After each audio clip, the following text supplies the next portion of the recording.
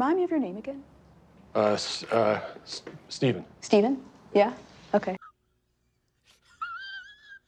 Like my physical safety and yours and everybody else's here is okay? Why would your physical safety not be okay? I don't feel comfortable. It's a fray!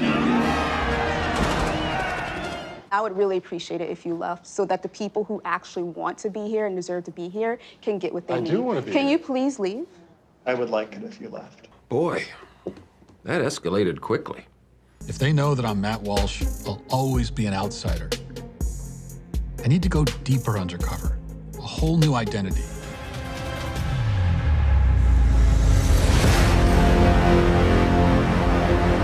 Am I Racist? Rated PG-13. Buy tickets now. Matt Walsh at it again. Oftentimes, him and I may spar on Twitter, but I think we agree with far more. We agree on far more things than we disagree on. And Matt Walsh has obviously done amazing work with his What is a Woman documentary, and also now his upcoming theatrical release, Do I Have a Problem with Race?, where he goes deep undercover to actually discover and also, reveal to everyday viewers just how insane some are on the lunatic left. Well, I have now obtained a police report that was filed against Matt Walsh. The crime, well, exposing the left's lunacy. And this is where Matt is at his absolute best. He's just so incredibly good at this, at this aspect of what he does that you just can't deny it. And so let's start with a little bit of the kind of promo features, kind of the promo stuff. Quote, "Am I racist? I attend a support group for white people grieving their privilege. During the session, I become emotional and I have to leave the room to cry. When I return, the group is suddenly very unwelcoming because during this, they figured out who he was. And the accompanying police report, I can just tell you this, you're going to want to leave a like on the video right now because it's incredible." The white participants in the group feel that there's something in themselves that they have to overcome, when all that's being requested of you is that you be. Hello. Hi. How are you? How are Sorry you? about that. Oh, no problem. You good? Yeah. Yeah. Remind me of your name again. Stephen. Stephen? Yeah? Okay. So he had already left the room to have a cry, and they obviously we missed this, so maybe it's in the actual theatrical release, but we missed where they realized who he was, and so they caught him. Did you want to come up? Come up? Yeah, do you want to come up and share anything? Sure. What do you want me to share? Whatever's on your I mind. just want to know that like my physical safety and yours and everybody else's here is okay? Physical safety. They're worried about their physical safety.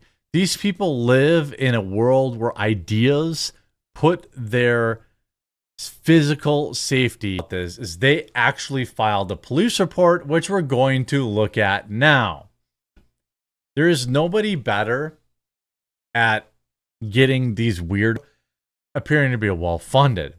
She said that the crew told participants of the roundtable to power down their phones and that they took their phones away via Ziploc bags. Complainant states that in hindsight, she didn't know why she handed her her phone and she thought it was a strange request. Complainant stated that at one point, a man entered and sat at the round table opposite of her and her friends, and that his name was Matt Walsh. She said she was uncomfortable to be around. I asked further explanation, and it was not further justified other than he made people feel uncomfortable. The complainant said that she expressed her concern to the production crew and that she was told that Walsh was not invited and they would ask him to leave. After the lunch break, Walsh re-entered the workshop at one point became, quote, loud, also no further explanation. She said that Walsh was speaking with another man who put his arm on another man, at which time there may have been a minor physical altercation where Walsh and another man wound up at the exit door. The complainant said at that time she told the production crew to call the police and explained it's what she would have done at this junction if she were running the event. Just wait, it gets better. It gets so much better.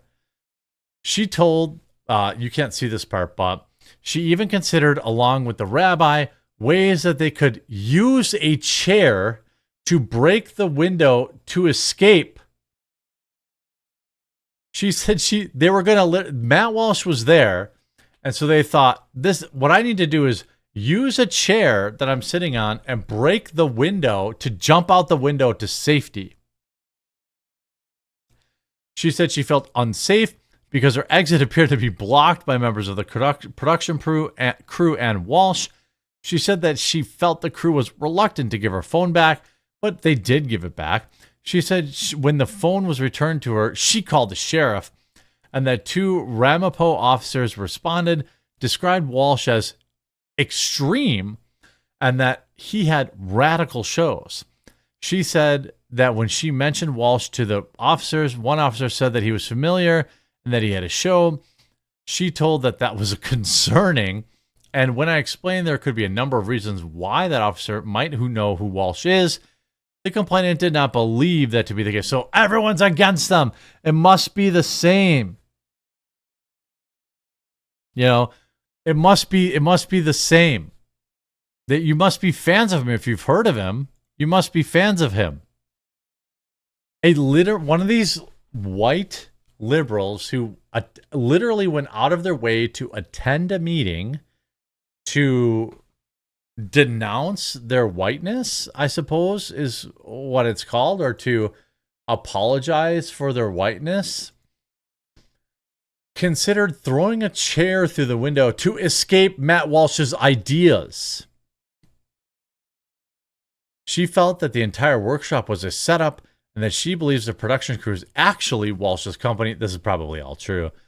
Also told me that the person from the church that rented the space told her that the original contract had an address from Tennessee, which is where Walsh was from. Here's a full police report where they describe feeling, quote, unsafe, nervous, and uncomfortable for Matt Walsh simply being in the room and asking questions. I mean, literally, what? It finishes, the complainant told me that she even considered, along with the rabbi, jumping out the window. I talked about that. I mean, like, I asked the complainant if she told the police officers all of this when they arrived on the scene yesterday. She said that she didn't, and that she only told them a portion of what she told me. I explained to the complainant that I would speak to patrol lieutenant. I mean, who is calling police over this? Imagine, you have a political candidate in Kamala Harris who is literally trying to enact socialism in your country. You will not be able to afford bread, okay? But you're so worried about Matt Walsh being in the room with you that you called the police and filed perhaps the most unhinged police report in history. In history. So kudos to Matt Walsh blog for, again, doing the Lord's work and exposing these weirdo lunatics. I think it couldn't have gone better for him. That face when you call the police on Matt Walsh blog and the cop is a Matt Walsh fan. I mean, like, look, these people who do this kind of stuff, who are like always melting down and this, that, and the other thing, they have no real stress in their real life. So they create this victimhood thing where they're like, oh, I must be, there must be all sorts of crazy stuff happening, even though their lives, they're upper middle class, they're white, they've always been white, they have they probably have an okay job, their parents are probably almost certainly rich, they've never had any real strife in their life, and so they create this nonsense. Now, I thought Matt probably should have worn a better disguise during that segment, but absolutely hope that this movie is a cultural phenomenon, just like the way What Is a Woman is, because it does excellent work in opening up people's eyes to what they're voting for when they're voting for someone like Kamala Harris.